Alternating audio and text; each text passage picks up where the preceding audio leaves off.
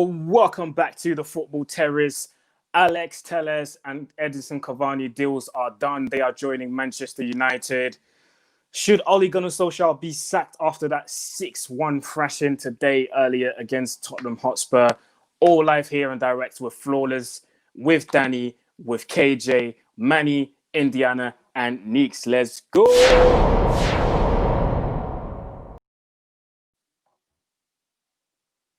All right, that was a fail. All right, cool. Whatever. Let's start this thing. Guys, what is going on? I don't even know what to say. I guess we have to start with that 6-1 loss against Spurs. Aaron, important fact though. At least it wasn't 7.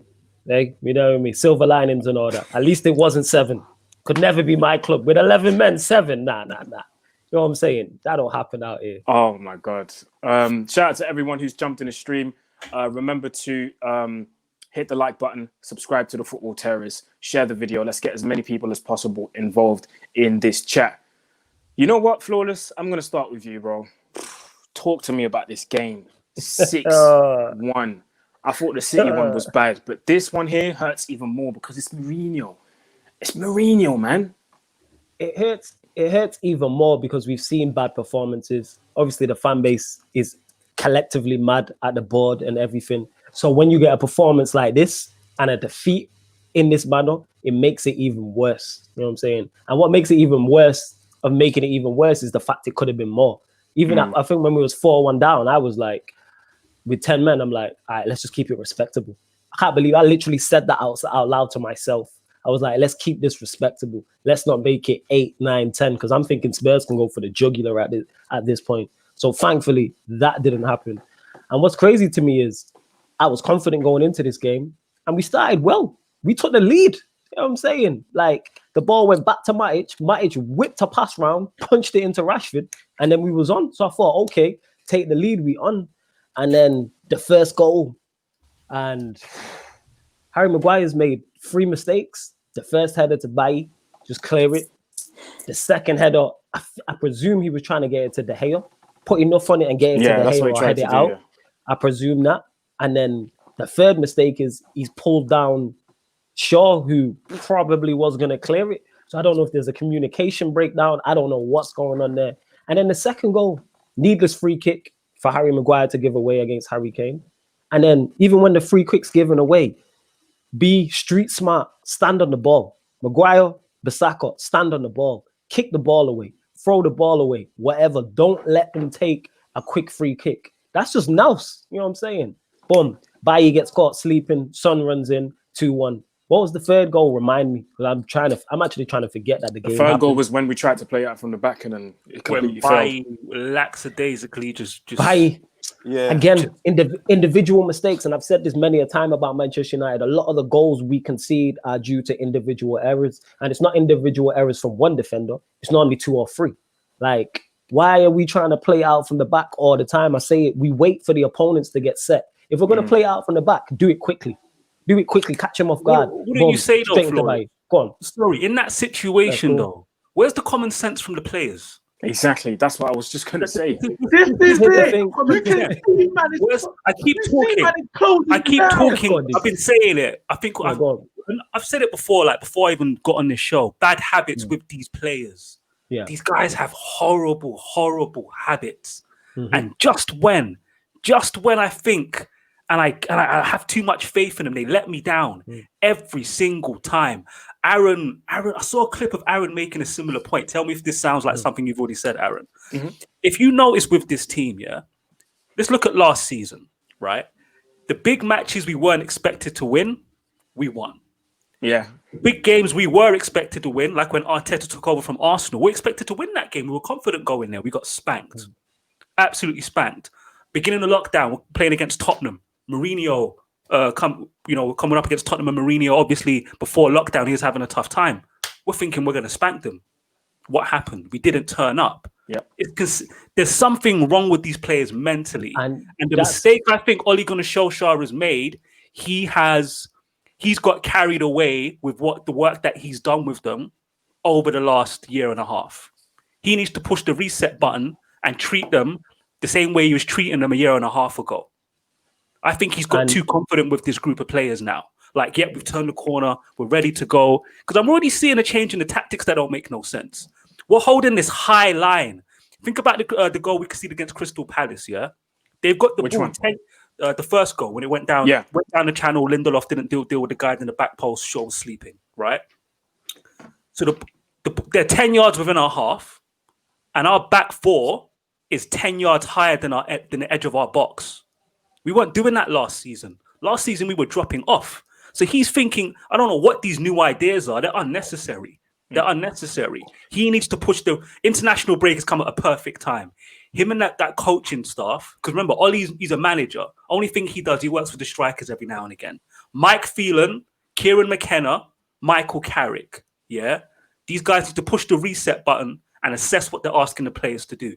Because what I've seen in the first 3 games, if they keep setting the team up that way, yeah, these man, you can't trust them. They're just going to keep making stupid errors like that. That Maguire goal? That's a comedy. That's a comedy. That's literally a comedy. And write that down. And he's holding Luke Shaw and pulling him down. Yes. And I'm like, that Flawless broke it down. So we head it up it comes back to him. Perfect. Up in the air. Let me head it back. He's doing keepy uppies. Then Luke Shaw doesn't clear it. Still has an opportunity to clear it. And my man literally is like, nah, man, get on the floor so I can rectify my mistake. Like, it's comedy. It's comedy errors. So, what was Eric Bailly thinking about when Son made that run? What was he thinking about? You know what it was? Was sleeping, to be honest. Here's the thing is, he got caught sleeping because, like I stated about that second goal, it's all 3 of them. All it takes is either Wan-Bissaka, Harry Maguire, or Bailly not to make a mistake, and that goal doesn't happen. All 3 of them made a mistake. All it's deeper than that. Flawless. What's Harry Maguire's strongest? What's the best? What's he great at? Yeah, aerially, like heading we expect you to be aerially. Yes, heading of football, and that's not even reliable in this situation. Bailly, that's what I'm saying. We called for Eric Bailly. We did. Before I even saw the rest of the team sheet, I just saw the back 4, saw Bailly in there. I tweeted, Bailly, hands up. Same. Yes. Everyone did. I said that to him. I think everybody was happy about that.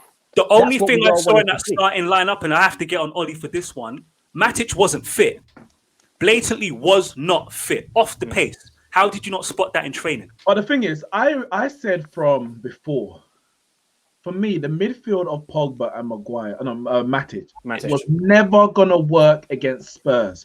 And the worst on top of it, Mourinho put Sissoko in there as well. So that's even more legs and more energy.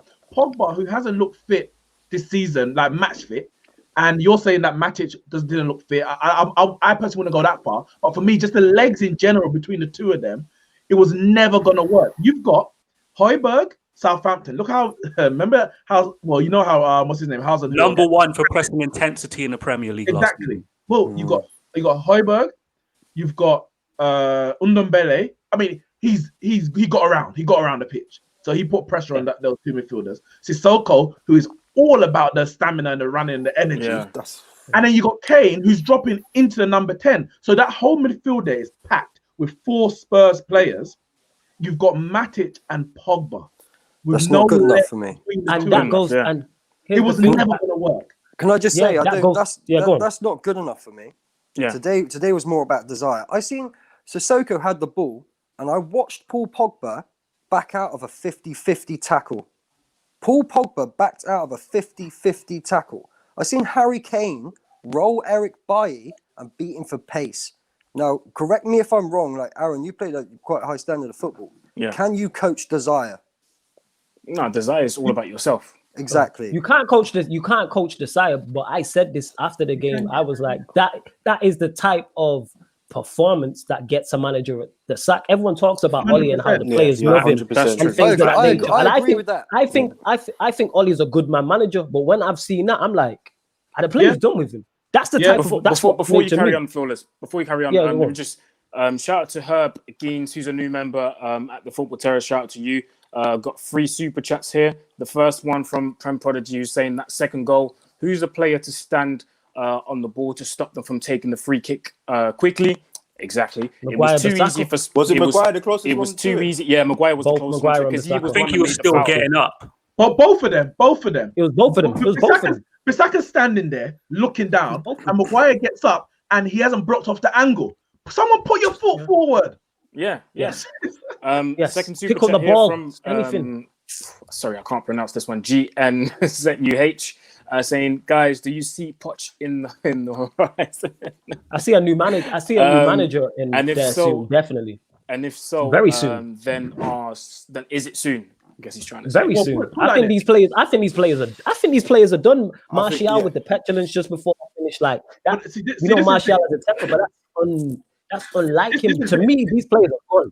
They gone under. It's not a quality issue. We're not 6-1 worse than Spurs. It's a system and tactic issue. We've got no system. We've got no tactic. There's two things. I don't agree with that. We've got no tactics. Whether the tactics are right or not, is another argument. You can't say. I think Ollie's just putting them together. Go out the pitch and do what you do. No, best. stop that. Danny, 1 second. It doesn't even make sense. They go to training every day. You can't say he just goes go out there and do anything. Whether you agree with the tactics, you think they're wrong. That's an argument. That's fair enough. But to say they've got no tactics doesn't even. These are professional footballers. Ollie was a player. He was coached. He did have a manager. He knows that you can't just say, guys, come to the training ground. Let's I don't know, let's go to the on the computers, play with our iPads and go home. They are doing something. If you don't think it's working, that's fair enough. But I think it's too easy and too no, it's lazy. It's lazy. And it's disrespectful. Like it's professional football. This idea that there's no tactics. That's a stupid. That's what it looks like. I'm sorry. That's what I am going to say. It looks like. Fair enough. If you're saying that's what it looks like, that's different. That those words change that statement completely. But when you just say there's no tactics. But what I am going to say though is, Danny, like there's certain things that just make me question what they work on in training. Remember when they asked Ollie when he first came and they asked him what his playing style was, and he said he likes to play attractive, counter-attacking football. That's what he said, right? Unless I'm wrong. Now, we're trying to play counter-attacking football. When he first came in, that's exactly what he did. Played a 4-3-3, kept it simple. Didn't try to overdo it. That's literally what we did. Look at all the goals that we scored against Cardiff, where we just caused havoc. Against Spurs, when they played at Wembley, that goal, Pogba over to Rashford. Against Leicester, that ball again, Pogba to Rashford. That was counter-attacking football. Now, the new season starts, last season, and all of a sudden he switches to a 4-2-3-1. And we're doing this thing where we're trying to play up from the back, but it's not working. I can see it. Everyone can see it. It's not working. And today was the day that we got punished for it. See, what you just said, I 100% agree with. He's changed something this season. I've seen it. Just go back to what you did. I've seen it. But listen, that's different than no tactics. You got no tactics. That's what I'm saying. If you're saying the tactics are not correct, or you don't think the coaching is good enough, that's one thing. To say there are no tactics or no, it for me, it's just a very blasé statement that holds no weight. But that's not the point I wanted to make anyway. What I was going to say is the quality of the players wasn't an issue. Yes, strategically, we were outdone by Mourinho. Ollie was outdone by Mourinho, factually. But I think the biggest issue with these players is the mentality. And it's a mentality that they crumble when the going gets tough. You score first, you start the game, high energy, you get a penalty. That should send you into another orbit. You're like, all right, we got a great start to this game. Let's go on another level. We give away the first 4 goals, 3 of them were individual mistakes. We gave away, forget tactics, individual mistakes. We gave away 2 goals in quick succession. Nobody on that pitch grabs a man, whether it's Maguire the captain, Pogba matches of their experience, Bruno Fernandes of his kind of character, and grabs the team together and says, you know what, guys, let's sort this out. But they have lost their heads to the extent that Martial now, Lamela, that's Lamela. That's Lamela all over. He is that kind of sneaky kind of guy. Mourinho's told him, get into them. Maybe Mourinho knows the character of some of these players. Get into them. He knows them inside out. Let them react. We're 2-1 down. In Marshall's head should be like, the only thing these men should be thinking is how we're going to get back in the game. Marshall's frustrated. Lamela does that. A smart person goes down. If you're going to be serious, Marshall should go down and try and get him sent off. Lamela went down, rolling like he was injured because Marshall tapped him on the face. That is a mentality. Someone's trying to go out there to win. Them players. Okay, but did you hear what Ollie said though? And did you hear what Ollie said about that? Yeah, he said I would have called my player up if he went down like that. I understand that. If Marshall went down like that, I don't know if he would have done that publicly anyway. But that team fell apart because they got no mental strength, and that's Man United all over. Look at our time under Ole Gunnar Solskjaer and before that. But we go through these peaks and troughs where we're going on this scintillating run of 10 games unbeaten, 12 games unbeaten. Everything's hunky dory. You get carried away. One damaging, we get carried away with it. Then we get one damaging defeat, and everything crumbles, and we go on this long slump. And then something changes, whether it's a good result that we didn't expect or a signing comes in, and we go up again. You cannot work like that. You have to have a level of just sensibility about when you're winning and when you're losing to just bring things back to normal. So come the end of the season, we might finish fourth because we went like that. But no, it needs to be like that. We need to be consistent, and the players are not getting. And Solskjaer has to look at that, because if we're talking about him not being a coach, and that's up to Phelan and McKenna and Carrick, then what is your job? Your job is to get inside the players' heads. Facts. If you're not coaching them, you must be doing something. So Solskjaer has to look at himself when it comes to the mentality of these players. And even when he's picking the team, sorry, Aaron, when he's picking the team, he's supposed to identify who's ready to play. He's supposed to look in the players' eyes, look at their body language, read them, and see who's ready to fight. Yeah, I wanted to bring up about Indiana's point about Paul Pogba pulling out of a tackle. I saw Paul Pogba pull out of a tackle he won. There's a 50-50 he won. He got to the ball first and then pulled out anyway. Yeah, that's what I'm saying. It's desire all over. They didn't even want the ball. They had no desire to want the ball. It's not just about tackles. They didn't want it anywhere on the pitch. Like you can't go into a game like that. Hey, it was heads down straight away. Granted, and there's something I wanted to ask Aaron, because obviously he's played like I was when we scored that goal. I thought there's two things that could have happened there. Well, there was only one. Sorry. Well, yeah, but either it gives you confidence, sorry, or you get complacent. And for them to get complacent that quickly, it's only a few minutes into the game. I don't think we got complacent. When I looked at it, 11 minutes, and I'm like, what the? I don't think we got complacent. I think when we scored that first goal, I think we were fired up. And I said it as well when I was doing the watching on with Terry. I said, see that first goal? That's going to force Tottenham now. They have to come out. They have to come out and play. And because we like to go on the counter-attack, because they come out, like you always say, Danny, it leaves spaces in behind. We can play that counter-attack in football. One ball over the top, bam, finished. But I think once they score, I think it's not because they equalized. I think it's the way we equalized. We're looking at this and going, raw, how did we concede like this, It's the mistake. man? It's the mistake. And because of that, the game carries on, but we're still in our heads. We're still thinking, raw, did you see what Harry did? Harry, why did you do that? Harry, why did you do that? And because it's still in our heads, we can see the second one, then the Martial thing happens. It's like a striker. It's like a striker who misses a chance, and it's, the elite strikers put that out of their mind and get in the position to score the next one. Bad strikers think about it and miss again until they're out of the team. That's how we were playing today. You would experience this, Aaron, where like, why does this we've seen this before? Why does that spread through the team so quickly? It gets to everyone so quick.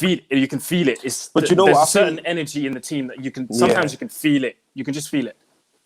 You don't even have to talk or anything. Sometimes you just look at someone, you go, yeah, he's still thinking about that miss. Like you can sense it. Go on, man. And I think when the whole team, when you look back at the defense, you just look at the mistakes they're making, game after game after game. That would take confidence away from anyone. I think the reason why Martial was fired up wasn't because he's missed a chance or anything. He got us the penalty. To be fair, he got us the penalty. Yeah. It was more like the defensive mistakes that we're making. We shouldn't be making. Why is Harry Maguire rugby tackling short to the floor? Why are you doing that? Your own player. He's wearing the same shirt as you, and you're rugby tackling him. What are you doing? I don't get it. What are you doing? And he dragged him down, like aggressively. It's not even like he grabbed him and then he proper turned him around like I don't understand. We're not playing rugby. We've got two super chats here. First one from Ashish, who says, I don't think the defensive players are that bad, but the defensive staff is not competent enough and should be changed. By the way, Mings is a great option, United. I think we can see that. It's 3 games now. We conceded what, 11 goals? Was it 11 It's being goals? scored. Yeah, I want to ask KJ, because you've been quiet the whole time. I want to hear your views on this. Obviously, a 6-1 loss at home is sackable. I don't think anyone can debate that. But there's rumours coming out now, well, not now, but earlier, that there was a bust-up in the changing rooms between Matic and Bruno Fernandes, which is the reason why they both got subbed off at half-time. Do you think this cloud, this atmosphere might stay around the dressing room? And do you think Ole Gunnar Solskjaer is able, with the players now going on international duty, or most of them coming back to Manchester United, do you think Ole's able to pick the guys back up and say, you know what, guys, forget about what happened against Tottenham, we go again? Or do you think it's so much of a low that Ole's not going to be able to pick them back up? What do you think? Ole can do it because he's done it before. We've seen it do it many times where we're in a low, we somehow get back up and then boom, we're on a run. Like Nick said, we're very inconsistent like that, and it's not good enough, and it's not going to get us in the top 4. My issue is that this problem with Manchester United doesn't just stem from the manager, it doesn't just stem from the players. It's a systematic issue at this football club. You had Ed Woodward in the stands sitting there. I'm like, brother, what are you doing here? Go make some deals, bruv. Do your job, fam. Man's out there for a nice little casual break. No, bruv. Go and secure the deals that we need, because right now, at least he was texting at some point. Yeah. Man was probably texting, yo, Matt. Man was on Tinder. No. That was Uber Eats, man. It was Uber Eats. That's what he was on, man. I'm not getting a scrum, bro. Yo, I don't know what it was, man. My man, it's just, I see his face and it just triggers me, because I know that, bro, the issue with United, literally the issue with United stems from the top. When you know that your owners, yeah, when you know that your CEO only don't care about becoming the best, why as a manager, why as a player are you also going to feel like you have a need and a requirement to become the best at this football club? You're not going to. You're going to get comfortable. Ole's gotten comfortable. The players have gotten comfortable. They say they want to become the best, but you don't see the progression. You don't see the hunger. You don't see the desire. That's why I said it's all talk. This is where my issue comes. Ole, as the manager, I've got me and him can talk, but him as a director of football, director of culture, I can understand what he's trying to do. He's battling something that is hard to battle with these leeches at top, fam. But it still doesn't mitigate for the fact that, brother, you had a chance to make tactical changes in that game, which you chose not to take. After that red card, you already know, raw. Their midfield is mad. Pogba, Matic, you guys need to move. We need to get some legs in there. We need to hold on to the ball and see what we can do. Because we were just losing the ball left, right, and center. There's times I look down, we had the ball. I look up, they've got the ball back already. And this is where my issue is with Ole. You, as a manager, are not making the correct decisions in game. That's what will get you fired. We saw it in Sevilla. We saw it today. We saw it in many games where Ole, as a manager, tactically, there's things that you are not doing in game. I'm not talking about the setup. You can question the setup all you like. It's an opinion that. But in the game, you've got to be better than this. The players got to be better than this. Luke Shaw, the third goal. Okay, the third goal, I've got an issue with this. The third goal, he was covering Son's area where he ran into. Tell me why he ran backwards over to a player at the edge of the box who Paul Pogba was about to track anyway. By the time he moved, Son ran into that space, and that's how he scored his goal. It's just simple things like that. There was another thing I saw. I think it was Son. You know the missed chance where he just miscontrolled the ball and it went straight to the hair. Yeah. If you actually watch it, I don't know who decided it. Whether the players, because it couldn't have been tactical. I'll tell you why it couldn't be tactical. It was so amateurish. You had Matic marking Son, and you had Eric Bailly marking Harry Kane as the 2 people back after that. I think we had a corner, and Lamella's got the ball and he's trying to release Son, and Matic is chasing back Son. That wasn't the pass of the play. We're in the corner, bro. We had the ball. Harry Maguire moved into the space, tried to make. Why are you driving so far? But watch it. Watch what happens. Son makes a run across from the center of the field to our right-hand side. Harry Kane makes a run to our left-hand side. Between the two players, Matic and Bailly, why is Bailly not following the fast one and Matic following the slow one? You're giving them too much credit. Because here's what's happened. Matic weren't even marking Son. He weren't even marking. No, he wasn't. He was on Son's side. He was on that side. He was covering the space. He was marking him. Listen. Things are developing in the game, and between the manager and the players, nobody is reacting. You're seeing things developing, and you're not taking the initiative, whether you're a player or a manager, to do something to affect the game positively. It's just mannequins out there. We're just standing, waiting to be destroyed. And that's what I think happened there. That's been Oli from day one. What he does, he puts his best team out there, and then he substitutes. He doesn't know who to bring on, and then it's like, okay, 85th minute? Let me see what I can do. This is I think probably the second time that I've seen Oli make a substitution at half time, and he's only done it because there's been a fight in the dressing room. He doesn't know what to do. His in-game management is really poor. It's really poor. On this particular day, one thing that really shocked me, actually, because you might know I'm Oli in, is I'm Oli out. Like, I'm shocked. We know money, bro. No, I knew you were Oli out when you said no tactics, but like, he didn't switch to the back five. He usually does that when he wants to. He lost his head. There's no doubt about that. He lost his head today. I can't defend him on that. He lost his head. Can I pick up on Nick's point what he was saying about, because I think what's happened is Bailly's been told to pick up the striker, whoever's up top, and Harry Kane to win the loose balls, right? And what's happened is Kane's, because he's one of the world's best strikers for me. He's pulled him across. He's pulled him over. Wan-Bissaka's the guy who's supposed to be picking up Son out wide. He's the player for them. And Bailly picks up the loose balls that come through, or Harry Kane.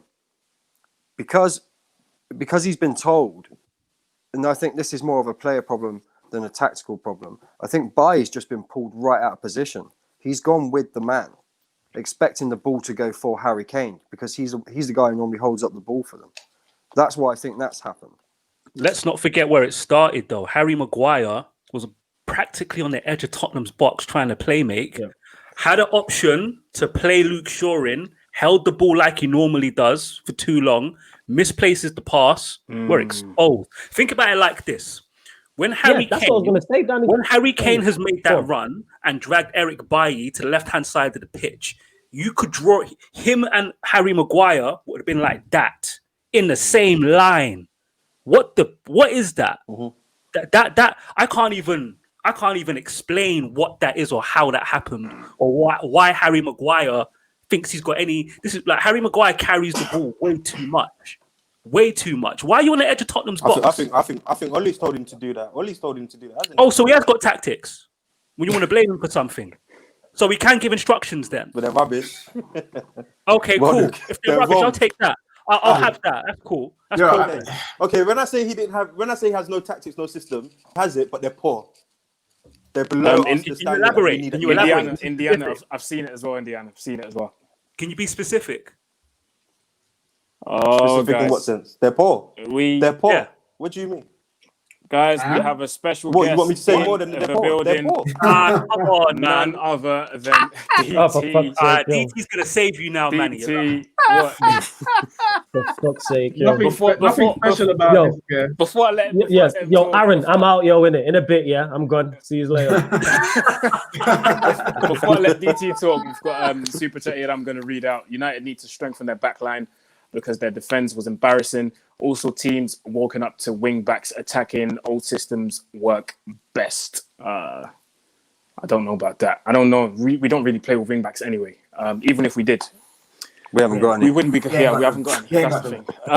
DT, welcome to the show. I bet you're loving it. Man put Ollie out. LOL. He's taking liberties. Look at his name. He's taking liberties. Didn't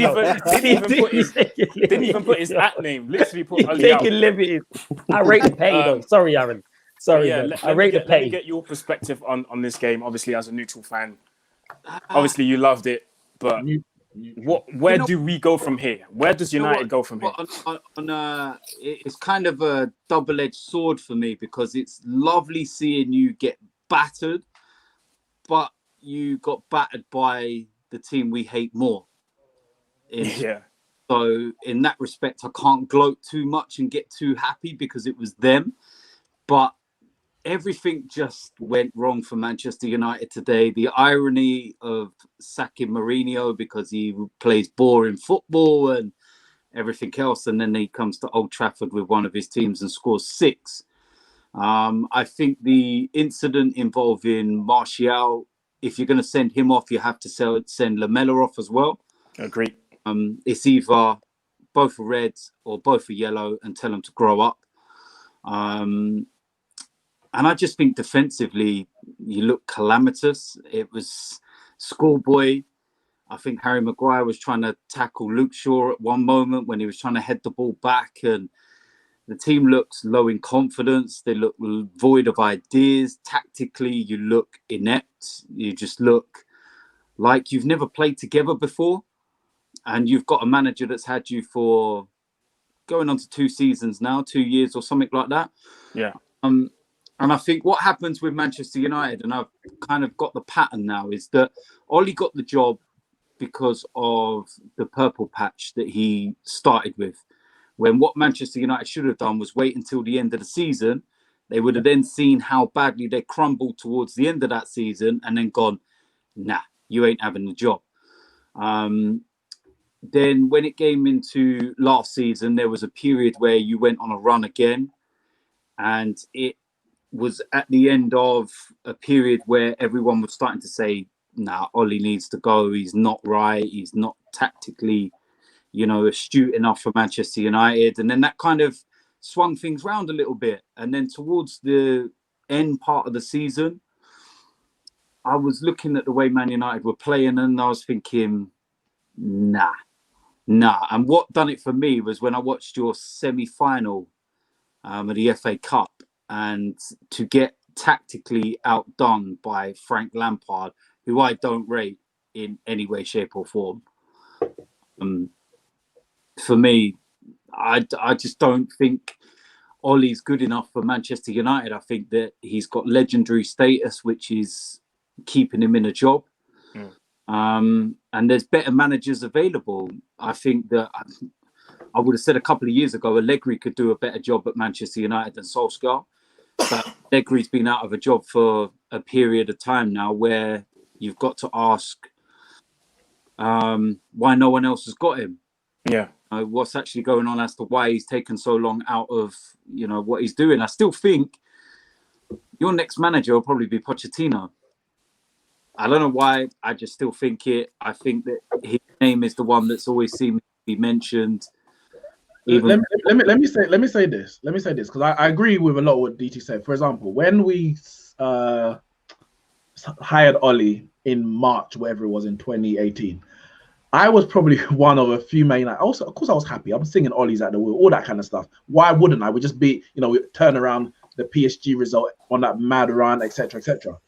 But I also said, especially when Jose was sacked, and in between the whole that whole period of 3 months, the next signing for Man United should be a director of football. Before we hire any manager, it should be a director of football. And we didn't do that. Ed Woodward made another decision to go and hire a manager who he felt was the right man for the job. If we're saying now that Solskjaer is the wrong man for the job, Ed Woodward would say the first manager of Moyes wasn't my choice. But 3 to 4 managers now of Ed Woodward's choosing have been the wrong person. At what point? We can blame Solskjaer. Why is he playing Pogba? Why did he sign that person? He's not good enough. Mourinho, why are you playing those tactics? LVG, boring football. The manager gets sacked because of decisions that happen on the field and the results are poor. Ed Woodward makes 4 crucial, poor decisions, but his job's safe. At what point does Ed Woodward have to pay for his mistakes? Because we can sack Solskjaer today, and with the next manager decision is in the hands of Ed Woodward, and he has no track record of getting it right. So it doesn't matter if we get Pochettino tomorrow. The football might be better. We get Nagelsmann. The coaching will be better. But in 18 months' time, based on our track record, because this is the same Jose who we sacked, who slapped us 6-1 today. Ed Woodward hired and fired him. So in 18 months, we can pray for Pochettino now. And in 18 months, we're going to be praying #Pochettino out. Because the same man who brought him in under the same structure is going to be telling him to do a job. So if you want to say Ollie out, cool. If you think Ollie out is going to save Man United, you're wrong. I don't think it's going to save us. No. Let me go in there. I don't think it's going to save us. I think that's a bit much. I don't think it's going to save us. But I said this previously as well. I still want the best man for the job. Has Ollie got the best possible platform to succeed? Absolutely not. With the owners, with the DOF. Look at DT's face, yo. Look at the guy's face, smug guy, he's on about rate. Listen, I'm sorry, I'm loving every minute of it. But do you know what? From the outside in, do you know what I look at? And this is very, very, I'm being 100% honest here. You're having this problem in the transfer window and the money not being spent and everything else. And I'm seeing it from the outside in. Maybe the reason why they're not spending money and they're bringing certain players in is because they don't want to give the money to Solskjaer, and he might not be here for much longer. And then the problem that we'll have, we'll get rid of him. Get rid of him. But what I'm saying, at the moment they can't get rid of him, or they won't for whatever reason. And the issue is that since Sir Alex Ferguson left, it's like a never-ending cycle. Moyes come in, brought in the players that he wanted, He didn't get the players he wanted. I don't want him. I want this player. Then you bring in those players, and then he gets sacked. And the next manager's like, well, I don't want them lot, and I don't want that lot from the first one. So why let Solskjaer go and spend a bag of money now, and then he gets sacked during the season because it ain't working? And then the new manager goes, well, I don't like him. I don't want him. And then Man United have got, because the one thing about Manchester United is that their wage structure is massive at the club. So you're talking all these players that are on. That we can't get rid of. But we think we can't get rid of them. We're having to send them out on loan. I know. I sit there. As an Arsenal fan, we're sitting there going, can't get rid of Kolasinac, can't get rid of Ozil, and because of the wages they're on, because nobody's gonna go and pay that. But DT, this highlights the incompetence of the board. Because if you, at this point, as Ed Woodward, if you're sitting there like, Solskjaer's not the right man for the job, so I'm not giving no money. You sack him. You sack him today if you don't think he's the right man for the job. However, if you think he's the right man for the job, you back him. Do you know what? I'll tell you the reason why Ed Woodward won't do that. Because he's a wallad. He already knows. He already knows that he's on a tightrope. He knows he's exactly the most unwanted person in Manchester. Now, Ollie has to work for Ed Woodward. Ollie has to work for Ed Woodward. Ollie's still got legendary status at the club for 99 and everything else.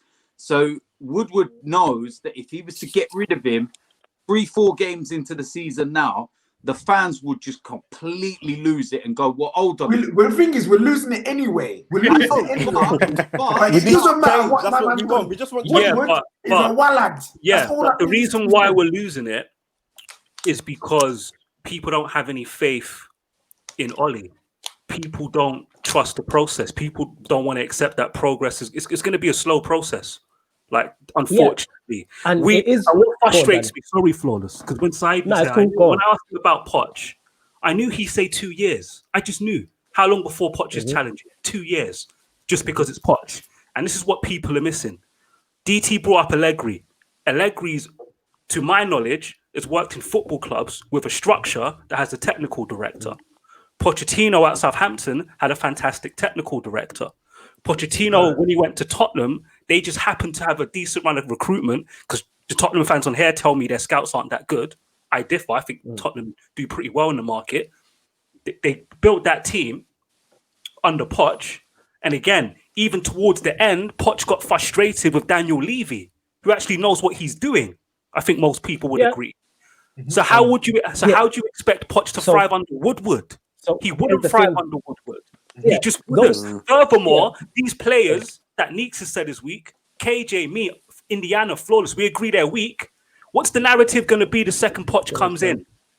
He's got to win his first trophy with Manchester United. Here's the thing with Danny. For me, when people just look at Poch, his style and his coaching and think, yep, he'll get more. I can see him doing this with Pogba. He'll do what I want with Martial and Rashford. It's deeper than that. Ollie's got to fix 7 years of utter garbage. Why are you doing this, man? This guy who told us, this guy's a prick, but I like him though. That's the annoying thing, yo. He's a prick, but I like him. I like him though. Them 28th of August 2011, man. Them annoys me, yo, innit? Because I want to be mad at him, but he's a prick, but I like him. 2011. I like him. You know what I mean? But this is what frustrates me. This is what frustrates me as well with people who are convinced that he has to go, right? Is the sample sizes they pull from when they want to make points about his tactics. You can tell me all the times you didn't like when he got it wrong, but the times you got it right don't mean anything to you. They don't mean nothing to you. That's where the agendas can't come across. Like I said, I'm not Ollie fan. Let me be clear. Sorry, Nix. Let me be clear something. Let me be clear on something, explain something to people. Over 38 games, that we had last season, we had the third best defense in the league. You can't be crap, inept, and have no tactical knowledge and achieve that. You can't beat Pep. These pictures are killing me. There's no point. You can't you can't beat Pep 3 times in a season if there's nothing there. You can't have an excellent record against the top 10, not just top. Everyone just talks top 6 against the top 10. If nothing's there tactically and there's no coaching going on, that doesn't make any sense. That makes no logical sense whatsoever. The pattern that we've seen is these players just don't have it in them to be consistent, and when the going gets tough, they crumble. Sorry, this guy taking liberties. My bad. I know. I'm ignoring him, and unfortunately, ignore him. This is why he came on. But unfortunately, this particular group of players, and you can say the coaching staff as well, the circumstances of this season is too big for them at the moment. It's too big for them. Not having a pre-season, no fans in the stadium, all these adjustments they have to make, they failed. But sacking Ollie ain't going to change that. It's not going to change nothing. Okay, so 2 years from now, what do you think? What do you think now? For Poch to go. So what it is? Wait, let me ask Danny this. Yeah, go on. Let me ask him this. Okay, the players have gone on international duty now. They're coming back in 2 weeks. What do you think, in your opinion, what do you think needs to happen? What needs to happen, he needs to push the reset button. Yeah, these are things. People tell me there's no tactics. You don't pay. Do people watch football or just skim through it? It frustrates the hell out of me. Yeah, the way the team is set up, this season is different than last season. Completely different. He can't trust these players to have that tactical evolution. He needs to go back, push the reset button, and get them playing how they were playing last season. Yeah. We're playing this mid-block with a high line. Last season, it was a mid-block with a deeper line. Compact. Hit teams on the counter. We can't hit. That counter-attack, where's the counter gone? Where's the counter gone? That's why I said, why are we trying to play out why are we getting too... Why is Ollie getting too clever and thinking Harry Maguire can be on the edge of the box? Let's say Manny's right and Ollie told him to do that. You need to draw all of that back. These players aren't that. I'm sorry, these players aren't that bright. I don't care what no one. Do you know what it is with the playing shows though? That shows his deficiency. Like you just said there, in terms of lacking the counter, that shows his deficiencies. Yes, like I was saying before, is Ollie in the best position to succeed at Manchester United? No, but I still want the best man for the job, and I don't believe that's Ollie. There's too many things. Like getting beat 6-1 today, it's not just that, but that's terrible in itself. No, there's no way. Even with a lack of preparation and lack of preseason, he still has caliber players. Yes, the players need to do more. But at the end of the day, there's one thing. When the results go well, we praise the manager. You get what I'm saying? If United were to win the league, we'd all praise Ollie. So therefore, when it's going bad, the manager has to take stick also. I just don't believe he's the best man for the job. Therefore, that's my one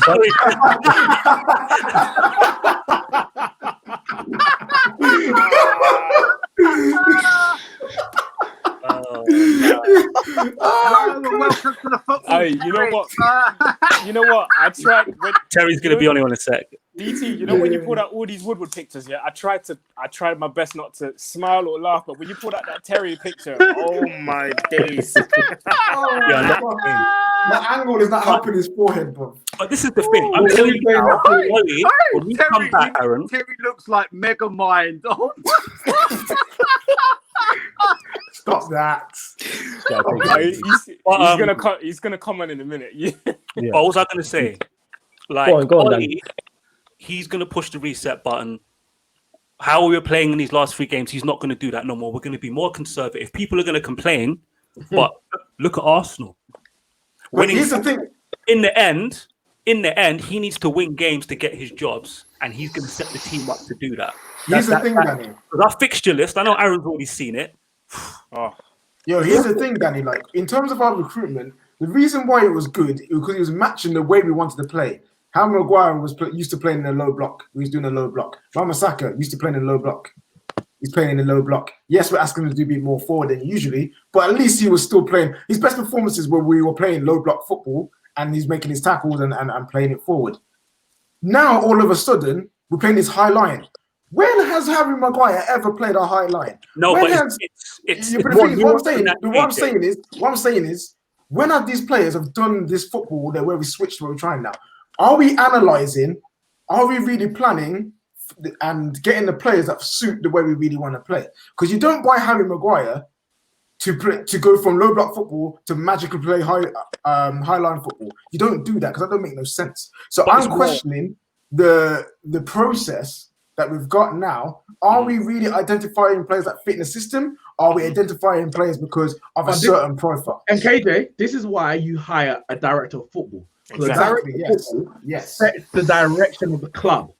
And it means whatever coach you get in, you hire head coaches at that point, whatever coach you get in fits the direction that the director of football has got. You don't get a manager or a manager and they have their own style and mold the club in the way they want to go. Because when you sack that manager, i.e. LVG, and bring in a Mourinho, his style of play and the players that he wants are a complete contrast to that of Mourinho. And then you bring in Ollie, who looks like he wants to play a different style of football to Mourinho, but we don't even have the players to do that. So we lack direction from the top to the bottom, and it exposes itself on the pitch. Ollie's doing too many and we know jobs, this, Nicks. He's doing too many jobs. Go on, Danny. Ollie's now technical director. He's now culture fixer. Agreed. He's culture of arts and science. Like, it's a bit. And it's crazy. I would question as well. Sorry, Indiana. To KJ's point about the high line thing, that's only when we don't have the ball. Like, when you have the ball, you have to be high at the pitch. Yeah. And what we're not doing this season, again, Ollie actually spoke about this after the Brighton game. There's an issue with our structure when we have the ball as well. And it's like, yo, where's that gone? Let's keep it real. Like, post-lockdown, like, we had a few scary moments, but you couldn't say the team weren't compact and organized as a unit. So what's happened since post-lockdown till now? Can I ask Flawless a question? Flawless, yeah, go on. You're making a point about, obviously you want the best man for the job, and that's fine. We should want the best people for the job from top to bottom. Yes. Owners, CEO, director, football manager, and players. 100%. I don't have a problem with that. Do you think whoever the best manager might be, everyone's got the other ideas. If we get that best man in, how far do you think they can actually take us? And the reason why I ask that is because we had Jose Mourinho, who's a 2 times Champions League winning manager, multiple domestic league winning manager, and we mounted a title challenge. We finished 19 points behind Man City, so it was barely a title challenge. The most points we got under him was 81 points. So what manager or what coach are you looking for, and what are you also expecting to achieve with that coach or manager in charge? Okay, so in regards to who would be next, I legit don't know who I believe would be the best man for the job, because it is a big job, so I'm unsure on that. I'd have to think. Obviously, I like Poch. Allegri makes sense also.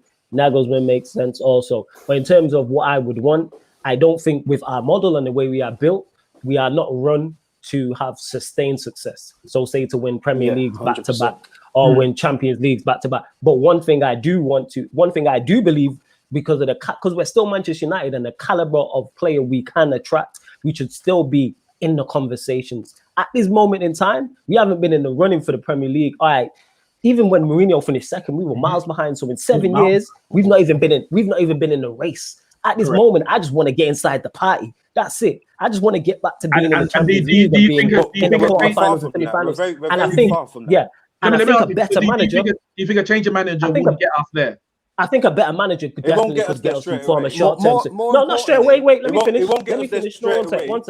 One sec. Not straight away, no, but I think he can get us some short-term success. Yes. If you look at Poch at say Spurs, there's no way in hell. Some short-term success. There's no way with that Spurs side he should have reached the final in the Champions League. All right, one second. But what they were not the top 10. They weren't top 10 at that point. What we shouldn't do. That's what I'm saying. What's overachieve? What's hard to do is compare what he did at Spurs to us, and because the structures are different, it's like what people say. You know, I've heard people, well, Hansi Flick joined Bayern Munich, and they then did X, Y, Z. I get what you're saying. Everyone, those teams, Chelsea changed their manager every year and a half, and they've been the most successful team in the last 15 years. They already have structures in place. So what I'm saying is, in terms of Manchester United and our current structure, do you really think we can mount a title challenge by getting I reckon a manager, a better manager? Okay, so the reason why I mentioned Poch, it wasn't to compare the two. I'm talking about overachieving. I think with a better manager, you can overachieve. So say our ceiling's third. Say for instance our ceiling's third, for example. Let's say it's third. If you overachieve that goal, you either finish second or first. No, that's overachieving. You get sorry, Flawless, but overachieving relies on other teams underachieving. So if that can happen. No one's under, that happens. That can happen. Yeah, but the thing is, it happens. But if everyone, it can happen, but you can't bank on people underachieving. You have to know. No. It's not banking. You have to know that you're the best. So let me. I never said the best though. I'm just saying the thing is, if you take one sec. Let me just respond to KJ. If you take our 11 and our squad, there isn't many in the Premier League that are better than it. If you take our 11 and our squad, there isn't better. There's no way we should be getting beat 6-1 at home to Spurs. Correct. There's no way that last season, there's no way. One second, let me finish. There's no way last season we shouldn't. What's it called? We only won 3 games in a row after lockdown. There's no way that Manchester United side should be going through that. They're basic guidelines. They're basic. We didn't win 3 games in a row until after lockdown. That's alarming. If that was any other manager, we are all kicking off. That's alarming. This is my point. I'm not asking for Premier League titles and Champions Leagues and things of that nature, because the structure we have don't have sustained success. What I'm asking for is the group of players we have, because we are still Manchester United. The caliber of player we can attract is still there regardless. Doesn't matter who's the manager. Look at the players we have. Look at the front three we have. We have Martial, just using this for example, Martial, Rashford, Greenwood. That is a quality front three, full of everything you would want at the right age. And yet we can't sustain attacks. I've watched United play under Oli many a time, and we've not had a shot on target until the 70th minute, or we've had 2 shots on target the whole game. And this isn't 1 or 2 games. This is back to back to back to back. Therefore, there's an issue. Yes, the players need to do more, 1,000%, but the buck stops with the manager. KJ. This is why I want the best person for the job, because I believe even if we had correct owners, say the owners sold the club, we got a DOF, Ed Woodward left, Ollie's not winning anything, because I don't believe he's good enough. That's fine, because you can. I don't agree. Sorry. Before you guys move on, just on the overachieve thing very quickly. Yeah, go on. Like, I get what you're saying. Yeah, this is the problem when you overachieve. Yeah, you come crash back down to earth badly. Because here's the thing. Now, given what you know, given what you know about our football club, Ed Woodward, the structure, etc., if you have a pot who overachieves, that will eventually you're going to come crash back down to earth. What do we look like after that? Okay, this so is why. It depends. This is why I'm emphasizing for those who do not know. I don't think Ollie can win us a title or make us the most dominant team in the world. I've never said that.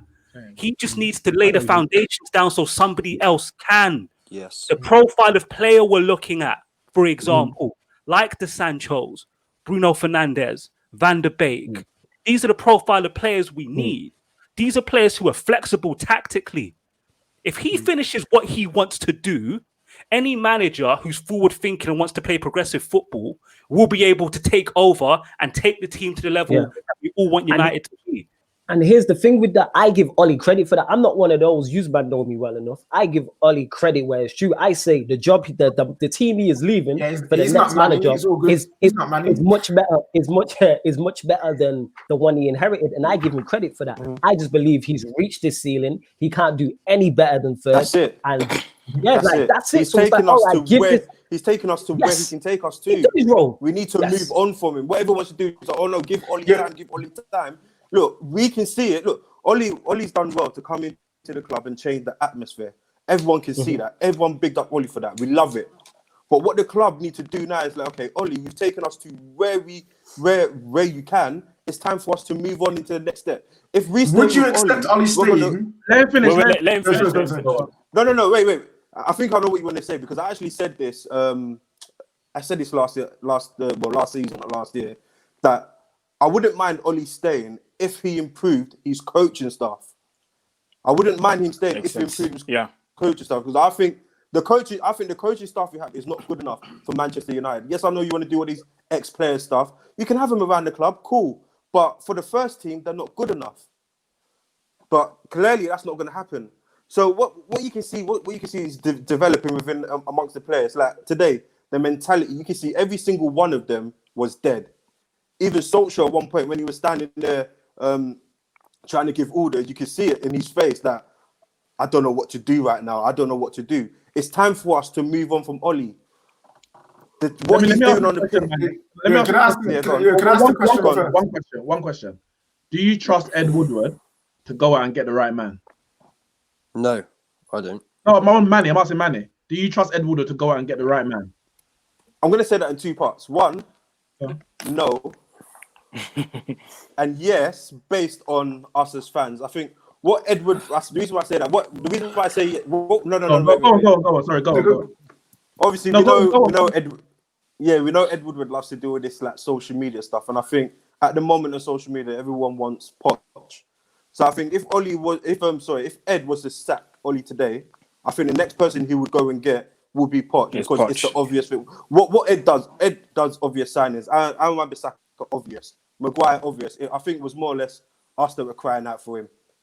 Those players, Bruno Fernandes, obvious. They didn't want to sign him before. Apparently, he loses the ball too much. He doesn't work hard enough, apparently. But then we sign him. So I trust Ed Woodward to do the obvious things if we put it out there in the atmosphere. But him to think by himself, no, I don't. Ain't that that's the issue, though, Bob? Can I remix? Sorry. How can you be a football CEO and be taking advice from fans, Bob? That's the issue. That is an issue. You should be in there planning properly. You shouldn't be like, the fans. What did they Ollie want? Ollie got the job. Yeah, no. I do understand that the structure. The structure at the top. Listen, the structure at the top is poor. Everyone knows that. But the reason why I'm not for Ollie is because what's going on in the pitch? What's going on in the pitch isn't. No, that's fine, bro. And Manny, can I ask a question? Can I remix Neek's question? What's more likely from your perspective as things stand now, right? Yeah, Woodward getting the next manager right, or Ollie qualifying for the top four? That's a hard question, you know. You know the answer. You don't want to say it, fam. That's the problem. That's the problem. I don't think. Wait. I think at this present time and moment, I think top four is. I think top four is out of our reach unless the players come together. Wait. With the players. Go on. Unless the players come together and do what they did when Jose said when we're losing to Newcastle and the players got together and they won 3-2. Unless they come together and do that. And then they lost to Liverpool like the week after. It's because it was more like why are we losing to Newcastle? No, we can't have this. Because I remember Martial was in a touchline. I think Josie was trying to tell him to track back. And Martial did this to him. He was like, no, I'm doing what I need to do. But that's not sustainable. That's what I'm trying to say. But what I'm trying to say is like top four. The only way we're going to get top four is the players come together. But if you're going to rely on Ollie, to go out there and say, put this tactic. I don't have that. To put this system out there, like do this, do that. I don't think if we're going to rely on Ollie to get us top four. It's not going to work. The only way we're going to get is the players come together. Guys. I wanna, because we can go on and on and on about this. I want to move on to. We gotta go on, man. We lost 6-1. I want to say this to Danny quickly. So, is it fair to say? Is it fair to say, right? Yeah, either option is a flip of a coin. Mm-hmm.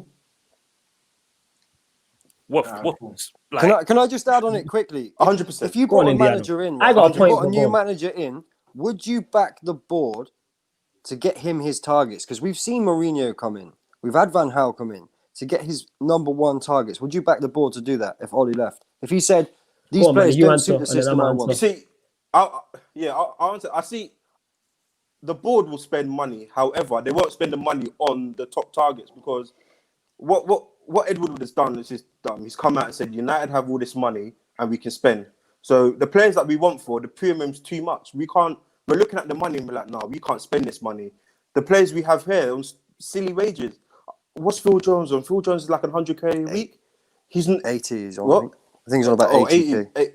That's even too much for Phil Jones. Do you know what I mean? So if I do trust the board to back a manager.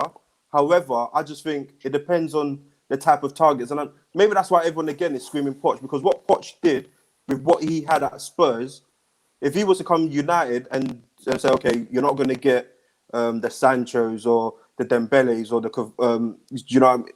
He could work something out. He could do something with it.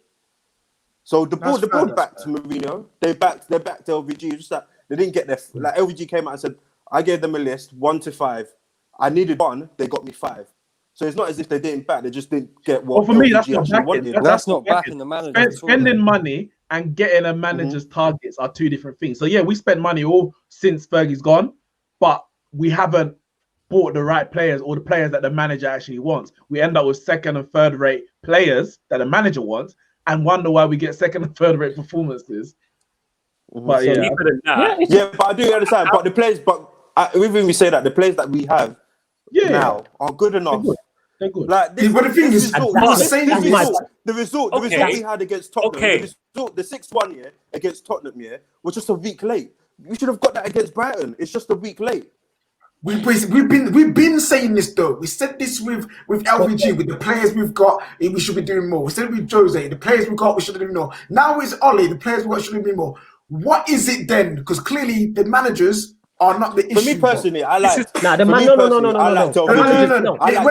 say this, the managers are the issue. I mean, in terms of they're not the main issue because they don't pick to be Man United manager. They don't pick this. Yeah. You got the man up there. You got the man up there picking the wrong people, and then the players who are also not fit to wear the shirt. So this is what I mean. Manny, I respect what you're saying, and I agree with what you're saying. But all I'm hearing is, oh yeah, but the board's okay. But Oli, no. The smoke should be for the board and Woodward. That's all I'm going on for. That's where the smoke should go. We know Oli ain't good enough to be a manager. We know some of these players ain't fit enough to wear the shirt. But the reason why them man are here, because the man them up there, bro. So we need to give them the smoke. But Manny, before you go, as you know, point you made before quickly, So you say we've got a team good enough, For the life of me, I don't believe if you were the director of football, you would assemble a midfield of Pogba, Matic, Fred, and McTominay. If you had a brand of football you wanted to play, you would not put those four players together in the same squad. I'll get rid of McTominay. I'll get rid of Matic. They'll probably. And who do you have to trust to do that?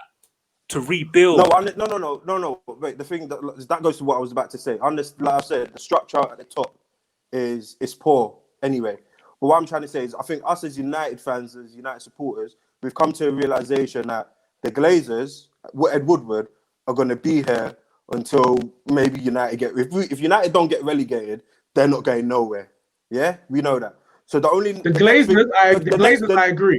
Yeah, so the Glazers, I agree. Ed Woodward, but Ed Woodward, he's not going to go because you need to understand, but Ed Woodward is making the Glazers money. He's making them money, so he's not going to go. Yeah, okay, so Glazers are not going. We're making them money. We are making them money. Fans, not just us.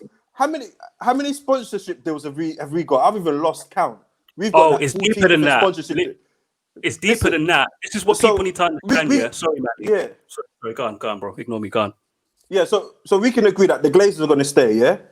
If the Glazers stay, Ed Woodward stays. Yeah. So who's next on the list? It's Oli. Yeah, but I'm not saying Ollie shouldn't go. I'm saying the man them upstairs ain't making the right decisions anyway. We could bring in Poch, and he could get good with the players that we've got now. But can we trust that board to give him what he needs to become the champions of England? Nah. That is what I do not trust, and that is my issue. But we all know this one thing, Manny. The thing is, that's one thing, whether you're Ollie in, Ollie out, one thing all United fans are united on. The one thing we're united on is we don't like the board, we don't like Ed Woodward. Like I said, with the system we have in place, we are not in a position for sustained success. Therefore, I would take a season of success and then it goes south. And then another team like Chelsea did it. I would take that. That's all we got. So you're on some kamikaze-ish. That's what I would argue that Ollie as manager we probably had the best windows. Yeah, but what I'm talking about is I would argue since we've had Ollie as a manager, we've had the best transfer windows, which tells me that he has a better relationship with the board than Mourinho or Van Gaal. So you want to upset that apple cart now? No. And you know what? Knowing but those guys get number one targets for a top one last manager point on it, please. Because he expects them to be a number one manager and get the best out of those players and win leagues with the players he's got. It's deeper than that. I agree that Ollie has done. That's one thing I give him credit for all the time. I'm like, I like his arrivals. I like who you've got rid of. I like the squad. So therefore, you should be getting better results than previous managers and playing better football. And it's like, you're not. So the reason why I'm on the kamikaze-ish, as I think it was Nix who said it or Danny who said it, the reason why I'm on that is because we don't have the system for sustained success. So I will take a season up here, a season down here, and for it to yo-yo. I'd rather yo-yo and be successful. Okay.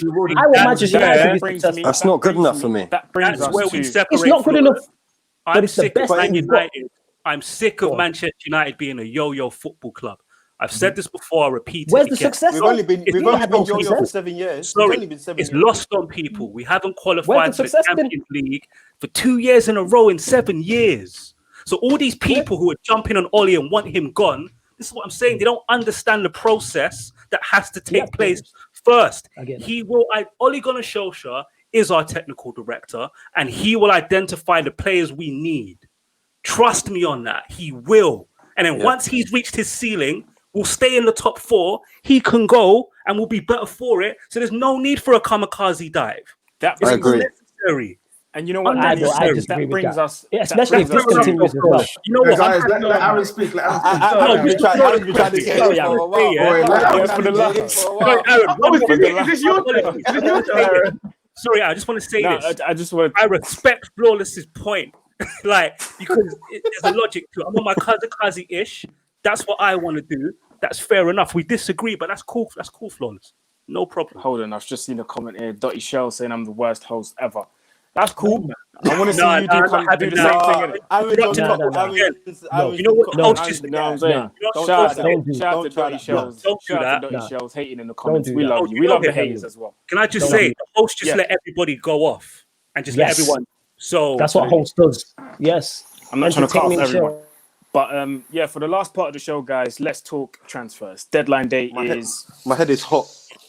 Deadline day is 33 minutes away. 33 minutes away. Deadline day, and then the transfer market in terms of international changes, and obviously domestic transfers can go all the way to the 16th. See, he's back with the comments, bruv. Look at. Oh, sorry. So apparently, because you're talking transfers, Fabricio's come out and said, Memphis. Apparently, this is trending now. What's that? Aaron host out. Well, listen, you have to look at the structure and who hired Aaron. Terry out. Terry through. I love that, Mix. I love that. Oh my god! But in terms of transfers, you was on point with it. Kamikaze show, man. I'm with it. Apparently, Barcelona are open to sell Dembele. I've literally, as you guys were talking, I was scrolling through Twitter and I've seen a video. Barcelona played against Seville today. And believe it or not, Seville was substituting a player. Rakitic was coming off. And Dembele was on the bench clapping. He was on the bench clapping. Rakitic coming off. He's taking the piss. He's taking a piss. And for me, that is for him not to come on the pitch for like the third or fourth game now. That's a clear indication to me that the club's trying to force him out. Leon are reportedly ready to accept 25 mil from Barcelona to get Depay over to Barcelona. That would then free up the space for Dembele to leave. And obviously, well, according to rumours and reports, there's only one destination for him, and that's Manchester United. Yeah, let's start with you, he's man. open, so yeah. What do you think, bro? We've already secured Telles and Cavani, of course. Not if Ed Woodward's got anything to do with that. I think everybody wants Sancho, but Sancho's not happening, and I don't think he's ever going to come United. And I think I'm hearing he's looking out. Who's Sancho? He lives, his family's here, isn't it? South London. Yeah, he's joining the England squad. Yeah, but bruv, I'm hearing he's at a party, so I don't know about no England squad. You know? Yeah, but so far with Cavani and Telles, it's not enough. You know, it's not enough. Cavani's come out of the blue. I guess Ole's done with Igalo, and I think as United supporters will probably say, okay, yeah, he's coming. He's done what he needs to do. It's probably not going to happen again for him. So that's all right. But the problem I have with transfers, and I think everyone has, is just the Sancho. How it's got to this. How you've put it out there for a whole year. Sancho's your guy, and it's come to 30 minutes before deadline day, and Sancho isn't coming to Manchester United. So Dembele is just a smokescreen. He's a good player. He seems to have an attitude problem at the moment. I think when it was at Dortmund, they said he's had an attitude problem. If he comes United, would only be able to tame him. Maybe yes, because you've got Pogba, you've got Martial. So maybe yes, they might be able to tame him, and he will get game time because we know Greenwood is not going to play every single game of the season. He needs to come out of the team. Rashford might need to come out of the team as well. So it's an okay signing. I'll take it because we're not getting Sancho, but we definitely need more. We need, after seeing today, I think we need 2 new centre backs as well, to be honest. But there's rumours coming out that apparently we're looking at cheap options for centre back, and I'm just looking at this and I'm saying we can't be looking at cheap options because cheap options is what we, not to say that everybody or Victor Lindelof. What I'm trying to say is, when I read those, obviously it's just rumours and reports, but when I read that in my head, I just went, well, it's too late for that now. What, it had to take a 6-1 thrashing for you to realise that we need a centre back? Like, hello, anyone there? Like, wake up. This is why, and I don't want to sound. Listen, I like Dembele if he can stay fit. I think he's one of the most talented young players, arguably the most talented winger in world football. Absolutely, but he has to stay fit. Cavani is, in his prime, at least, he was one of the most lethal strikers in world football. His movement is second to none. Probably to this day, I haven't seen him play in the last year or so, but probably to this day in world football. And that's taken into account Cristiano Ronaldo. That's taken into account Lewandowski. His movement off the shoulder is brilliant. But as you said, we're 28 minutes. 28. And we've signed 1 senior player. Oh, God. So this ain't about Dembele. It's not about... No, I was gonna say with the centre back, rumor has it, breaking news in it, that it could be Upper No, don't say it. Oh gosh. I knew what I was gonna say. You know what? Who's your source? Exactly. People are in the comments now. People are in the comments now, and I keep seeing this Ukrainian name. I don't know who this guy is, but apparently he's a centre back from Shakhtar Donetsk. Yeah, no, I keep seeing the name. Wait, the bold guy. We need to stop. We need to stop. Wait, what I was going to say is my issue isn't the players that we've signed. Yeah, Ukraine centre back from Shakhtar. Yeah. That's what I keep seeing. Like, I don't know what it is. Let me say, my issue ain't the players is signed. So anyone, Dembele fans, Cavani fans, this ain't an attack on your player if you're a big fan of them. My problem is the process. Because if Dembele, which you know he wasn't, it's Sancho, if Cavani were main targets and Telles were main targets, why are we waiting till deadline day to sign these players? The process absolutely stinks. And this is today's result is a culmination of what has been an absolutely awful summer for Manchester United. We finished the season not in the greatest of moods because we lost to Sevilla. But we're like, you know what? We're finishing the Champions League position. Let's go. Let's try and build on. And every day that has passed, barring the 48 hours that the Van der Beek deal happened, every day that's passed, we've got worse and worse as a football club. We're hearing Sancho and every day's passing, and Sancho's not here. Is that his name? Mikola Matvienko. Wow. Gotta call that guy Coca-Cola, bro. Can I ask you? I just think it absolutely stinks. So I hope. Yeah, go on in. When these players come, I'm gonna back them like I do every Man United player. Oh no, Like, that's the actual. It just absolutely stinks that Solskjaer has got us third against all the odds, and we can't even get him this season. We can't even get him his main target. And we knew we needed a right winger, a centre back, a left back, and a centre defensive midfielder. The problem is, ridiculous. You know what annoys me, Nick, is the fact that, you know, obviously throughout the whole season, you think about, as a club, you think about, okay, this guy can come in, this guy can come in. I think since last year, or it's been 2 years now, that Sancho has been talked about at Manchester United. And obviously last season, the whole pandemic situation happened.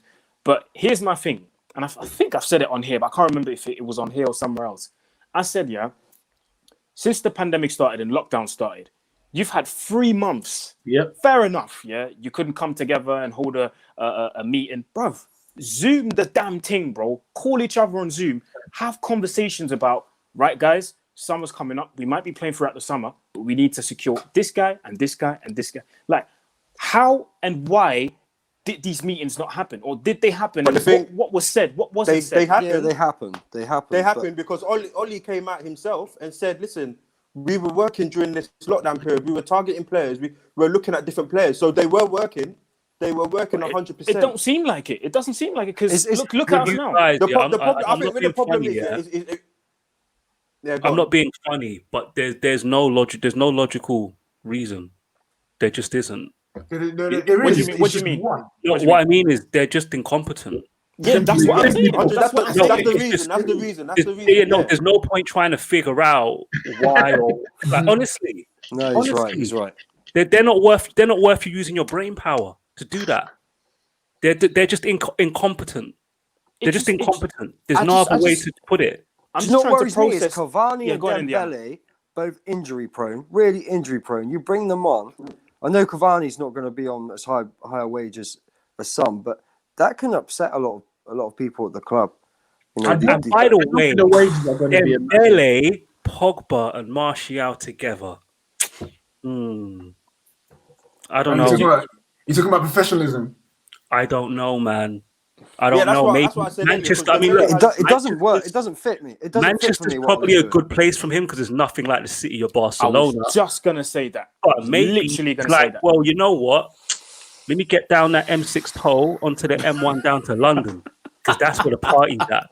You know, you say that, Danny, but Manchester's a little party kind of. I know some stories of around an area and all that. Listen, Manchester pops off, but the place to party where they will go is Liverpool. Liverpool's the spot. Okay. If you want to party, that's the place to spot. Yeah, that's the place to party. This is the problem, though. We at the start of the transfer window, after having extra time to prep, we were in.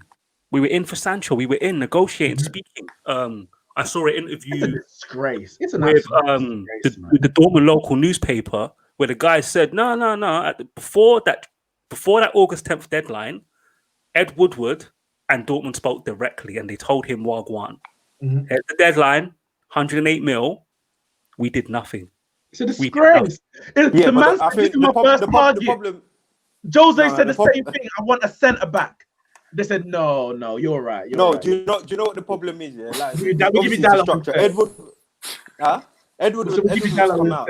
Sorry. Go on. Yeah, obviously, Edward. I think it's good to be a big club, to have money and stuff, but you don't come out and say, "Yo, I've got money. Come to me. I've got money. We could do what others do." Yeah. So okay, you've got money now. Sancho's 108 million, sir.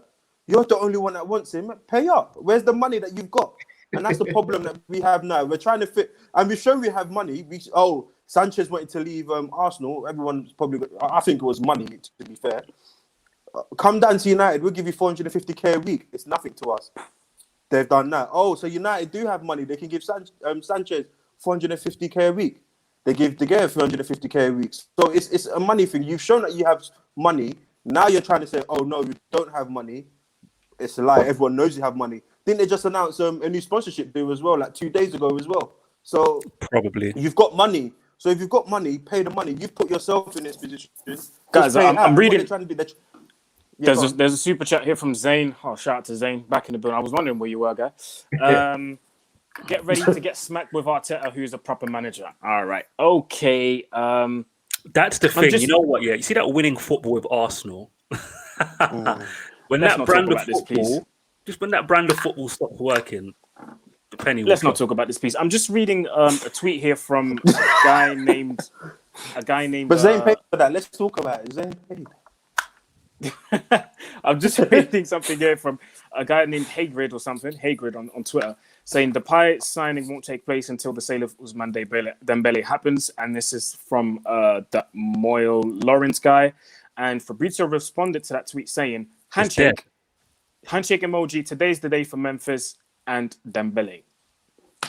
I don't want to read too much into that, but it seems pretty safe to me. My issue No, is but even if Dembele comes here, go on, man. Sorry, I'll say my issue is it says sale. Are we going to be buying Dembele or loaning Dembele? I think Barcelona wants to sell him, but we want to loan. I think you don't want to buy Dembele. You don't want to buy Dembele. They want like 50, 60 million. Let me put it like this, though. If we buy Dembele, Ollie's project is done. It's finished. Yes. Yes. Sorry, because we're not supposed to be going for the second, third option. We're not supposed to be doing that. Not when the first option's available. When wants to join. When Klopp wanted Van Dijk, they messed it up in the summer. Didn't get him. They didn't go out and buy a replacement centre back. They said, all right, we're going to go in again. If you go in for someone and that person goes to another club, of course, you have to reassess your targets. Sancho is still there, waiting and ready to join. If we don't sign in this summer, people saying we're not going to get him next year. Cool. But it's not down to but it's not down to Sancho right now. Dortmund I understand that. The point is still there. We can't. As long as he's available to be bought, nobody else should be bought in his place. And if you do that, as Danny said, Ollie's project's over. You might. That's the problem. Sancho. You scouted Sancho for 2 years, probably longer, 3 years actually, right? No, we've tried to sign him for 2 years, but we've scouted him longer, right? But let's say 2 years. The reason why we've been he's the number one and we've left it this long is because the club knows, this is the crazy thing, they know they're better off spending 100 mil or getting Dortmund to agree to 100 mil for Sancho and waiting to the last minute to try that than spending 50 mil on a player they know is a gamble. You're actually better off spending 100 mil on a player that you know will work out rather than somebody who's 23 years old, injury prone. And let's be clear here, it's not a rumor. He had issues at Dortmund. He got dismissed from the French national team. Dembele. Yep. And he's had issues at Barcelona. You know, people talk about Pogba, the virus. There's no consistency with Paul Pogba. Yeah, no issues at Juve, no issues with the national team, just with Jose Mourinho, one manager. You've seen that video. You've seen that video when you was where everybody's showing him love. Literally, everyone's standing in line waiting to greet him, and I'm like, hold on a minute. What? Virus? Pogba? Come on, man. No consistency. If we buy Dembele, man, it's a gamble, and we're not supposed to be doing £50 million gambles. The only Sancho alternative there is. But the thing is, Alan St. Gucci Mane. Gucci. That's the only alternative I want to see, blood. That's it. Flo, let's go. I know you want to say something. I know you want to say something. Yeah, I know he's joking in it. This Gucci Mane thing in it. Like, I don't get that. I don't get the hype. It's constant. It's just like I don't get the hype. I don't get the hype. Dembele is the right profile, just the wrong player. Like we need wingers. We're Man United. We should be buying wingers every summer. Listen, Dembele is a better player than Sancho. He is a better player than Sancho if he's fit. But like you said before, Danny, he's had surgery on his hamstrings. Yeah, that's rare, bro. He's an explosive player. So you've also got Cavani, who's just been injured. You want to buy two players in who are injured to play up top.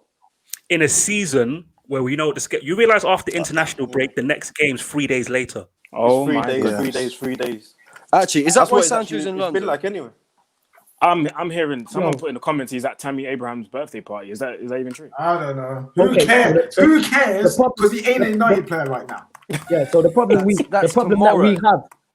we have with your Thanks, Dembeles and your Cavani's and players of this nature is that United we're not in a position of strength. So it's like, Dembele, is he a risk?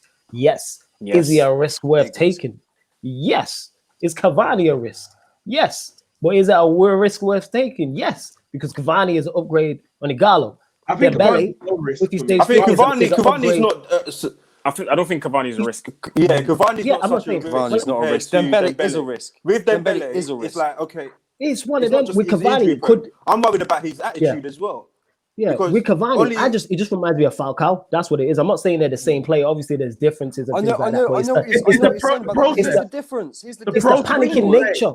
Yeah. Greenwood is a young player, right? He's a young player who's supposed to be being bled in slowly to the team. Yeah. You're talking about Cavani, who's replacing Igalo, who comes on for Martial. Martial still starts. So we're talking about a player who goes in the starting lineup. No, the thing is, I don't mind. Yeah, I don't mind bringing someone like Cavani.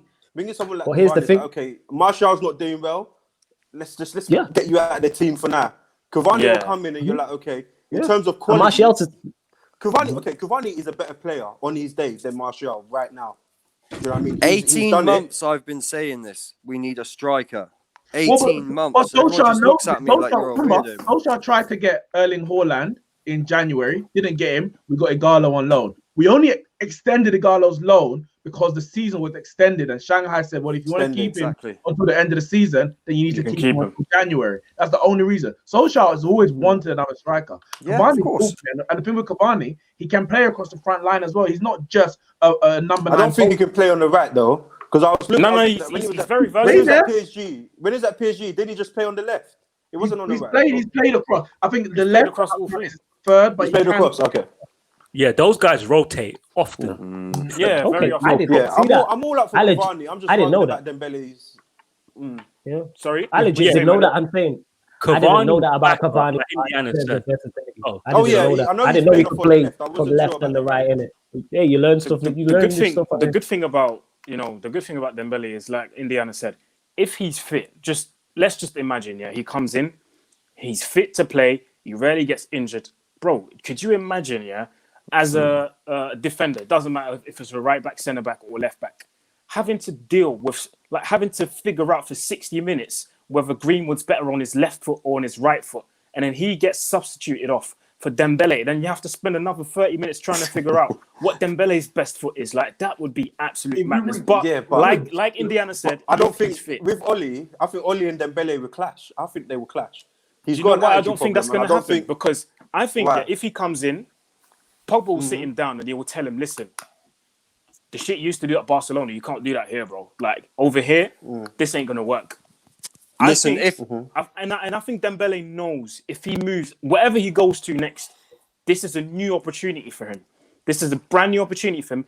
I'm 100% sure in the back of his mind, he's got the Euros. He wants to play the Euros. If he doesn't play, if he doesn't get into this next France squad in 2021, it's over. Because within 2 years, there'll be other wingers that'll be sicker than him. That might be less. That might be not as good as him, or even worse than him. But because they're consistent and putting in numbers, Deschamps going to look at this and go, well, I'd rather pick a Fekir over a Dembele, or I'd rather pick a Jonathan Ikone over a Dembele. Do you see what I mean? So I think in the back of his mind, he knows I need to get back into that France squad, because if I don't, it's going to be peak.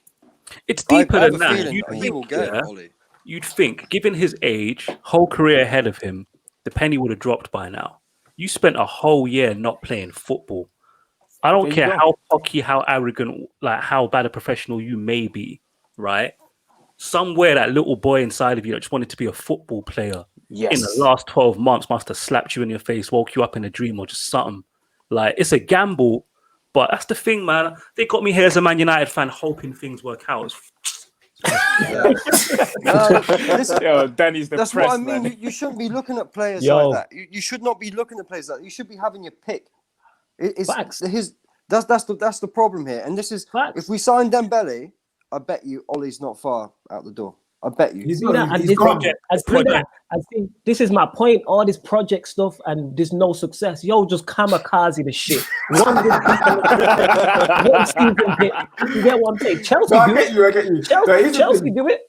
Chelsea. Wait, Yo, big up Champions saying League. with another super chat saying you spent $250 million on Maguire, Pogba, and Bissaka. Leicester spent less than $5 million on Mahrez, Kante, Vardy. Let that sink in. Also, we have a new member. And that's why they finished. And that's why they finished above Arsenal last year. That's why they finished above Arsenal. Also, we have a new member on the Football Terrace, Kian Christian. Shout out to you. Make sure you become a member as well. Go on, KJ. If we don't get Sancho, one, I've said that we're going to be set back 5 years because the process of the club, it just shows we're going backwards, back into Woodward being in control and just the club just not doing anything. But also, we should just retire the number 7 shirt. Screw it, blood. You know what I said?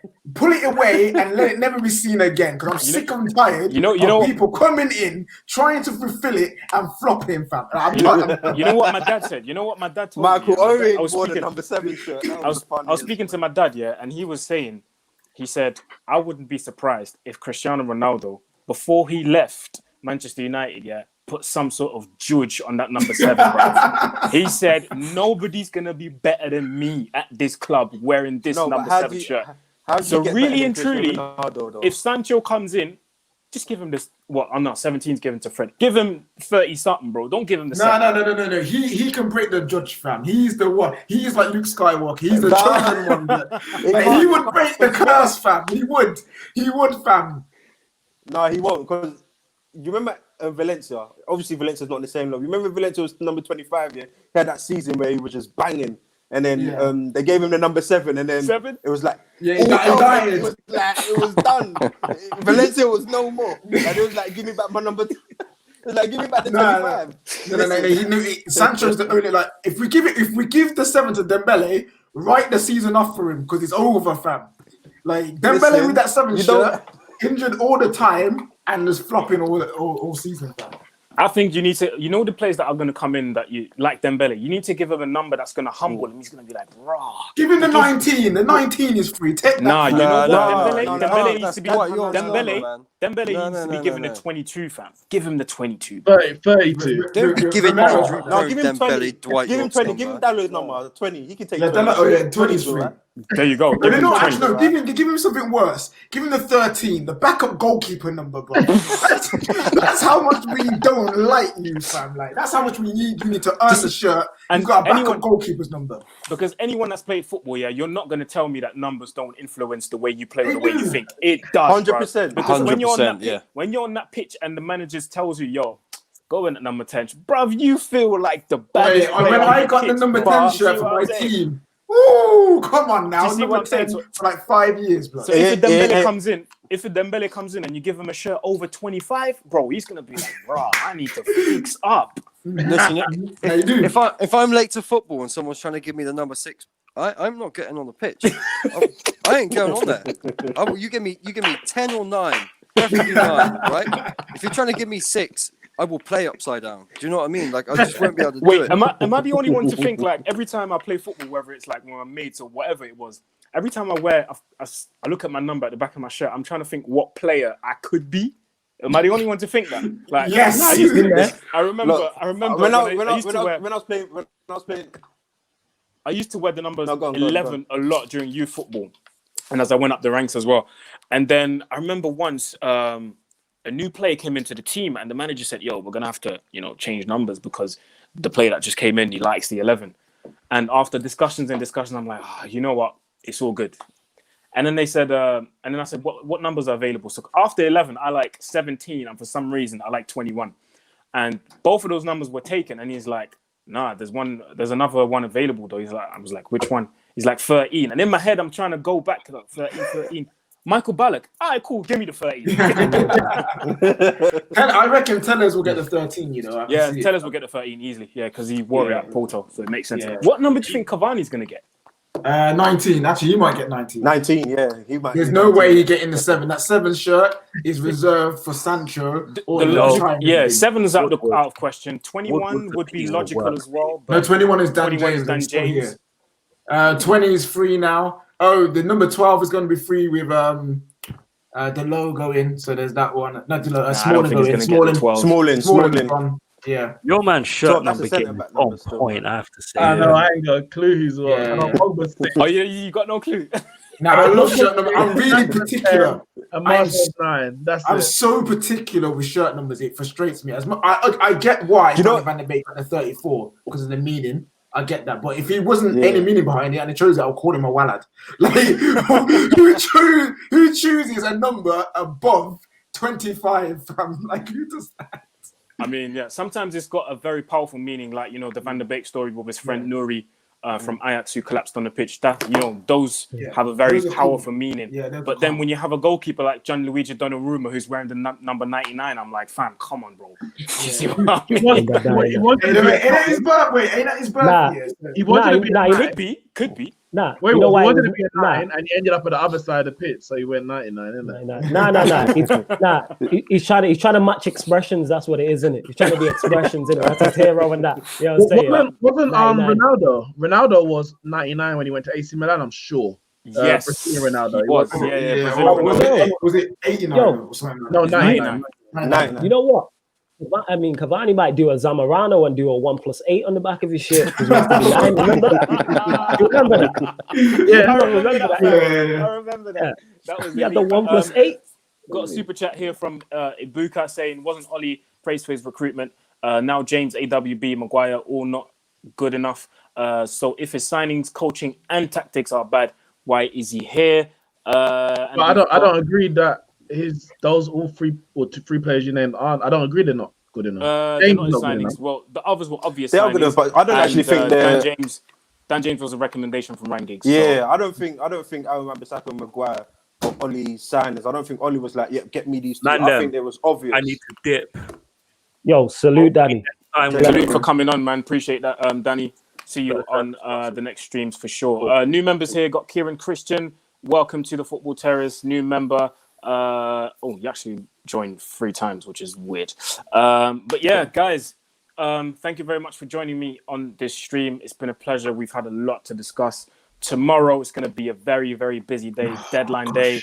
It's going to keep us all. It's going to keep all of us not on our toes, but on our phones. So I think everyone will be refreshing that Twitter feed about 20 times. If Sancho don't come in, I'm Vibes FC for the rest of the season.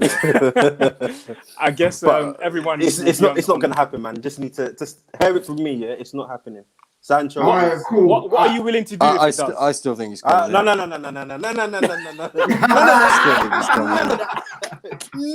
Because you know what? I'm with Indiana. I still think it's going to happen. You know. Honestly, if we manage to announce Bruno on the 31st of January, surely we can announce Sancho. Danny made a really good point. Why has Sancho got this respiratory problem? He's not in training, right? Exactly. He's training on his. He's training on his own. He's not going to some of the biggest games, like the Bayern game. Yes, but he's in the England squad, and he's partying right now, blood. All right, let me say this. I'll say this here. Very valid point. If Sancho signs here, it won't be for 108 million. It will be like for 115 million. Because that's cool. Because United are going to have to sweet talk. Just the same way they had to sweet talk with Maguire and the same way they had to sweet talk with Fernandes. I'm not going to pay that money. But okay, I'm going to pay you extra.